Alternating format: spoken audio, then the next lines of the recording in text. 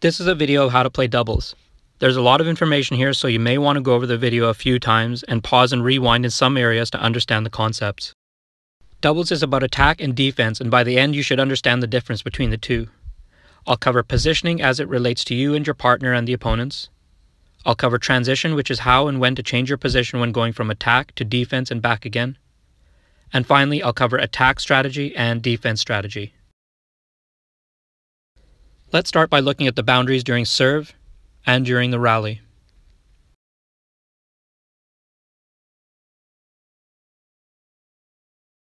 The boundaries during the serve are made up of the short service line, the long service line, the center line, and the two outside side lines.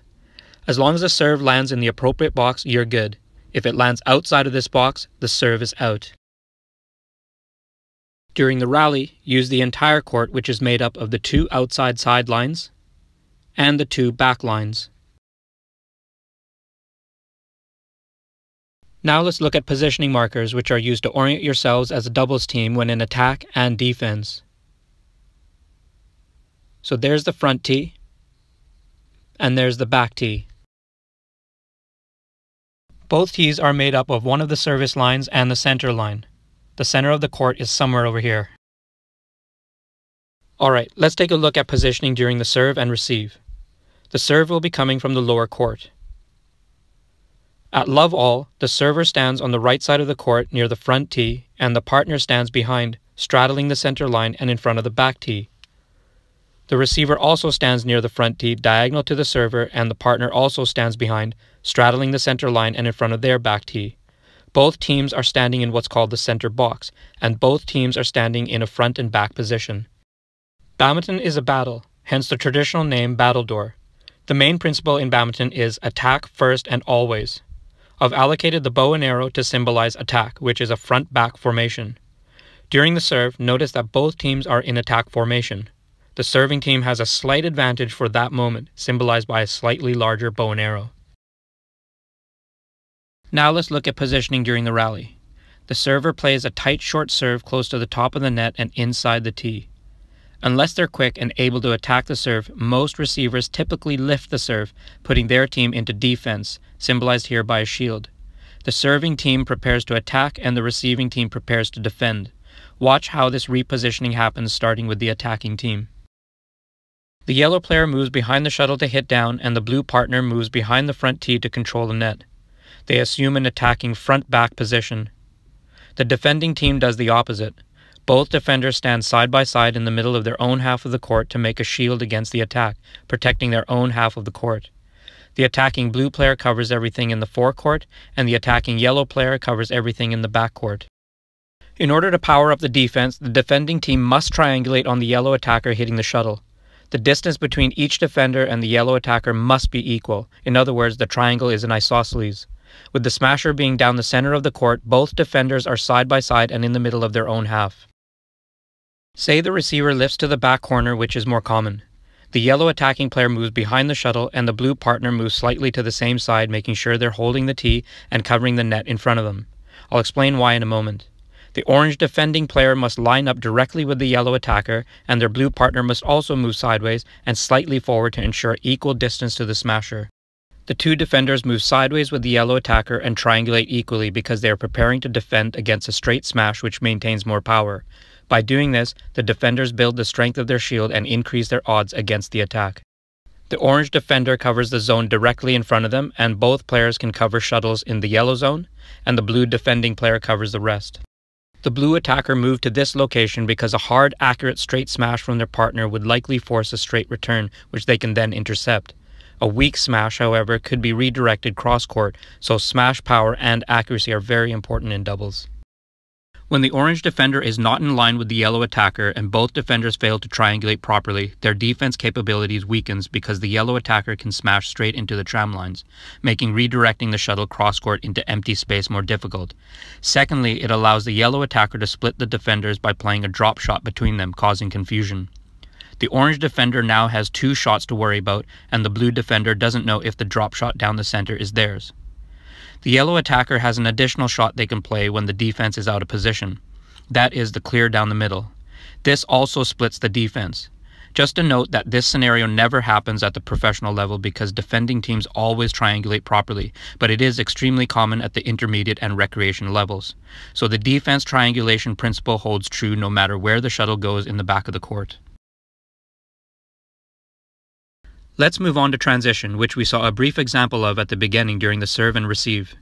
Let's say the yellow attacker clears a shuttle to the back, thereby giving up the attack instead of smashing like they should. The attackers now become the defenders and the defenders take up the attack. When the tables turn like this, it's called transition. Watch how both teams reposition. The orange player moves behind the shuttle because the shuttle was cleared to their side, and their blue partner moves to behind the tee on the same side. The light blue player on the other side of the net moves back to their own side of the court. The yellow player moves forward and lines up with the orange attacker, and the new defending team triangulates on the orange attacker. The three best shots for the orange attacker are 1. Smash straight into the tram lines and pick on the yellow defender. 2. Smash in between the defenders to cause confusion. And 3. Drop straight to split the defense and get the lift. All three of these options, if played correctly, should either win the rally or keep the attacking team in an attacking position even if the defending team is able to move the shuttle cross-court to the back via higher lift, giving the orange attacker enough time to move sideways and behind the shuttle. The main objective being to keep the rally on the same half of the court. Cornering is a defensive tactic in order to control, trap, and limit the attacking team's abilities, especially if the blue partner moves with their orange partner. In this scenario, a different protocol is required. If the blue attacking partner moves with their orange partner, both players get jammed excessively to one side of the court, leaving the other side wide open for a counterattack in the form of a cross-court push or block. So instead, the blue attacking partner should hold the center line and move back slightly to cover the cross-court push, which is most dangerous. In most cases, intermediate players don't make the necessary adjustment and the orange player ends up having to go for it, risking giving up the attack. So both attacking blue and orange players switch roles to maintain attack, and the defending team continues to defend only from the other half of the court. The role reversal by the attacking players is called rotation. The two best shots for the cornered orange attacking player are 1. Smash straight into the tram lines to avoid a counter cross, and 2.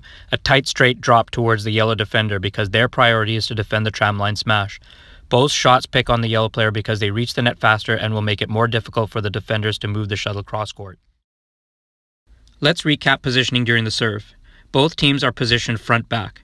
The server is standing at the front tee and their partner is standing behind them in front of the back tee. The receiving team is standing in the exact same position and both teams will try to hold this position for the remainder of the rally. Defense positioning is when both players are standing side by side and triangulating equally on the attacker no matter where on the court the attacker is hitting from. They must also adjust their distance to the smasher to compensate for how close the smasher is and how hard they can hit. When in the attack position, the role of the front player is to hold the front tee, move left to right, and cover the cross-court push when their backcourt teammate is cornered to either side. The backcourt player's role is to stay behind the shuttle, move side to side, and cover anything the front player can't get to. Transition is when the attacking team gives up the attack by hitting the shuttle up, and both teams switch roles. We'll finish off by looking at the strategy used by the attack back and front players and the defense unit. As the attacking back player, your main objective is to hit downwards and get the lift, split the defense by hitting smashes and drops between the two defenders, set up your partner at the front by hitting high body smashes at the opponents, and use variety by playing smashes and drops and changing the angles and pace of the shots. As the attacking front player, you should cut off flat lifts within your reach, look for net kill opportunities, set up your partner by hitting net blocks and getting the lift, drive the shuttle at the opponent's bodies, and maintain pressure by being aware, constantly moving, and looking for opportunities. When you're in defense, try to transition and convert to attack by driving the smash, blocking to the net and following it in to force the lift, lifting flat so it reduces the incoming smash angle so you can drive the smash easier, and try to corner the smasher and look to hit into the cross-court gaps. So that's doubles in a nutshell. Just remember, doubles is about teamwork, so work together to accomplish the goals outlined in this video. If you like this video and you want to learn more, please subscribe to my channel. Thanks for watching.